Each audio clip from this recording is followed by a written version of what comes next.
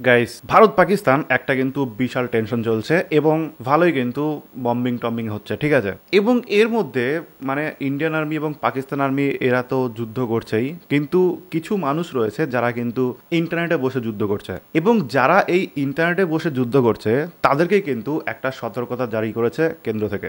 এবং তারা বলেছে যে ইন্টারনেট ব্যবহার করার সময় আপনাকে কিন্তু অবশ্যই সতর্ক থাকতে হবে, এবং ইন্টারনেটে যুদ্ধ করার সময় আপনাকে কিন্তু সতর্ক থাকতে হবে। তার কারণ আপনি যদি আপনার লিমিট ক্রস করেন সেক্ষেত্রে কিন্তু আপনার খবর আছে। সো আজকের ভিডিওটা পুরোটা এর ওপরই হবে, এবং সেন্ট্রাল থেকে কি কি আমাদের করতে বারণ করেছে সেটা কিন্তু অবশ্যই আমাদের বুঝতে হবে, এবং সবাইকে কিন্তু সেটাকে ফলো করে চলতে হবে। সো এক সেকেন্ডও মিস করবেন না, দেখতে থাকুন সম্পূর্ণ ভিডিও। দেখুন, গত 7 তারিখে অপারেশন সিন্দুর হয়েছে, এবং তারপর থেকে কিন্তু আমরা বিশাল একটা আনন্দের মধ্যে রয়েছি যে আমাদের যারা মারা গেছে তাদের প্রতিশোধ আমরা নিতে পেরেছি, এবং বহুত টেরোরিস্ট কিন্তু ধ্বংস হয়েছে, এবং মেনলি পাকিস্তানিদের কিন্তু অনেক ক্ষয়ক্ষতি হয়েছে। কিন্তু ঘটনা হচ্ছে যে সেন্ট্রাল যেটা বলছে যে আমরা যারা অনলাইনে বিভিন্ন কিছু শেয়ার করছি, অনলাইনে বিভিন্ন কিছু লিখছি, অনলাইনে আমরা সবকিছু দেখছি টেকছি, তো তাদের জন্য কিন্তু কিছু সতর্কতা জারি হচ্ছে। সেটা হচ্ছে যে আপনি যখন ইন্টারনেট ব্যবহার করবেন তখন কিন্তু খুবই সাবধানে করবেন। তার কারণ হচ্ছে পাকিস্তানিরা কিন্তু চেষ্টা করবে যে যদি কোনোভাবে সাইবার অ্যাটাক করে ইন্ডিয়ানদের কোনো ক্ষতি করা যায় সেটা কিন্তু অবশ্যই চাইবে। সেকেন্ড কথা হচ্ছে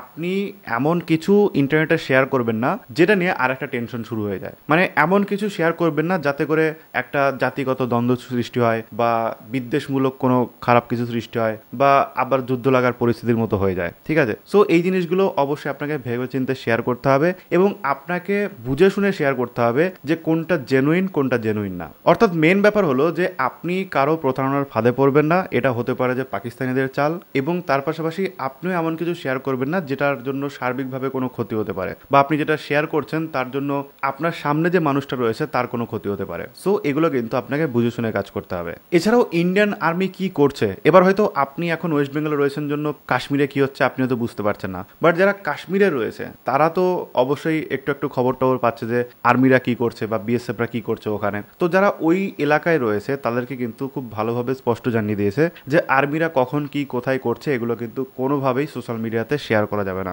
এতে করে কিন্তু কি হবে যে অপোনেন্ট পার্টি রয়েছে তারা কিন্তু জানতে পারবে যে অ্যাকচুয়ালি ইন্ডিয়ান আর্মি কি করতে চলেছে। সো এগুলো কিন্তু আগামভাবে কোনো কিছুই শেয়ার করা যাবে না। এবার যদি বলেন যে আপনাদের কি করতে হবে, সেক্ষেত্রে আপনাদের যেটা করতে হবে সেটা হচ্ছে আপনি বাড়িতে বসুন, বসে 11 ইম্পেরিয়াল কফি মেশিনে কফি বানান এবং আরামসে খান, এবং ইন্ডিয়ান আর্মির উপর ভরসা রেখে কিন্তু আপনি শান্ত থাকুন, এবং যে যে দেবদেবীকে মানেন তার কাছে প্রেয়ার করুন যাতে সাধারণ মানুষের কোনো ক্ষতি না হয় এবং সবাই যেন ভালো থাকে। আর 11 ইম্পেরিয়াল এই কফি মেশিনটা আপনি যদি কিনতে চান সেক্ষেত্রে কিন্তু আমি ডিসক্রিপশন বক্সে লিঙ্ক দিয়ে রেখেছি, সেখান থেকে আরামসে বাই করতে পারেন। সো ভিডিওটি যদি ভালো লেগে থাকে সেক্ষেত্রে অবশ্যই একটা লাইক করবেন, শেয়ার করে দেবেন আপনার বন্ধুদের সাথে যাতে তারা বিষয়গুলো জানতে পারে, শিখতে পারে। থ্যাংক ইউ সো মাচ ভিডিওটা দেখার জন্য। দেখা হবে নেক্সট ভিডিওতে।